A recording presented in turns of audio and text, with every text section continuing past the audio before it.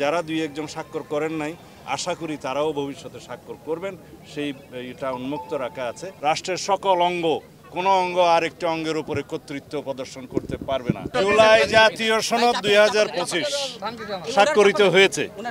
এটা এই জাতির ইতিহাসে একটি স্মরণীয় দিন। এই ঐতিহাসিক দিন আমাদের স্মরণীয় হয়ে থাকবে যতদিন বাংলাদেশের ইতিহাস থাকবে।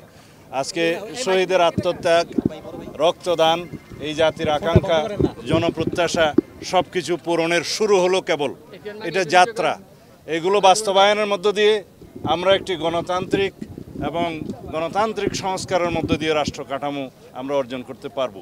যে রাষ্ট্র কাঠামোর মধ্য দিয়ে আমাদের নতুন যাত্রা শুরু হবে। শক্তিশালী গণতান্ত্রিক প্রতিষ্ঠান নির্মিত হবে, সাংবিধানিক প্রতিষ্ঠানগুলো নির্মিত হবে, রাষ্ট্রের সকল ক্ষেত্রে ভারসাম্য প্রতিষ্ঠা হবে। রাষ্ট্রের সকল অঙ্গ কোনো অঙ্গ আরেকটি অঙ্গের উপরে কর্তৃত্ব প্রদর্শন করতে পারবে না। সাংবিধানিক সীমারেখার মধ্য থেকে সমস্ত অঙ্গ সাংবিধানিক ভারসাম্যতা রক্ষা করে একটি কার্যকর গণতান্ত্রিক রাষ্ট্র বিনির্মাণ করা হবে এবং হবে ইনশাআল্লাহ। সেই দিনের আশায় আমরা আছি। সামনের দিকে আমাদের অনেক কাজ, এগুলো কেবল যাত্রা শুরু। সবাই জুলাই সনদ স্বাক্ষর করেছে, যারা দুই একজন স্বাক্ষর করেন নাই আশা করি তারাও ভবিষ্যতে স্বাক্ষর করবেন, সেই এটা উন্মুক্ত রাখা আছে। আমি এই অন্তর্বর্তীকালীন সরকারের মাননীয় প্রধান উপদেষ্টা এবং জাতীয় ঐক্যমত্য কমিশনের সকল সদস্যবৃন্দ এবং অন্যান্য সকল জাতীয় নেতৃবৃন্দ যারা দীর্ঘ আলাপ আলোচনায় অংশ নিয়েছেন তাদের সকলের প্রতি কৃতজ্ঞতা জানাই।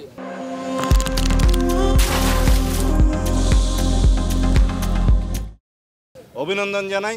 আর মিডিয়া কর্মী হিসাবে সাংবাদিক বন্ধুগণ, আপনারা দিন রাত পরিশ্রম করেছেন, আমাদের সাথে কাজ করেছেন, আপনাদের প্রতি অসংখ্য কৃতজ্ঞতা জানাই। কি প্রক্রিয়া হবে সেটা নিয়ে আলাপ করতে আপনাদেরকে আবার বসার আহ্বান জানিয়েছেন প্রধান উপদেষ্টা। আজকে বাস্তবায়নের প্রক্রিয়াটা নিয়ে তো বলেছে যে আবার সাংবিধানিকভাবে আর্টিকেল 65 এর সাবসেকশন 2-তে বলা আছে বাংলাদেশের প্রত্যেক আঞ্চলিক নির্বাচনী এলাকার মধ্যে সরাসরি প্রত্যক্ষ ভোটের মাধ্যমে 300 জন জাতীয় সংসদ সদস্য লইয়া জাতীয় সংসদ গঠিত হইবে।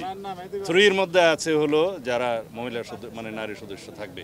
কিন্তু এখন কেউ কেউ সেটা বর্ণনা করছে যে নির্বাচন কমিশন শুধু নির্বাচন করার জন্য দায়িত্বপ্রাপ্ত, অন্য কিছু নয়। এটা সত্য, নির্বাচন কমিশন তো নির্বাচন পরিচালনা করবে, কিন্তু কিভাবে করবে সেটা বর্ণিত আছে। সুতরাং জাতিকে বিভ্রান্ত করার কোনো সুযোগ নাই। মাননীয় প্রধান উপদেষ্টা তারপরেও যদি আলাপ আলোচনা করতে চাই, আমরা আলাপ আলোচনায় বিশ্বাস করি। ওকে, থ্যাংক ইউ। বাস্তবায়ন তো শুরু।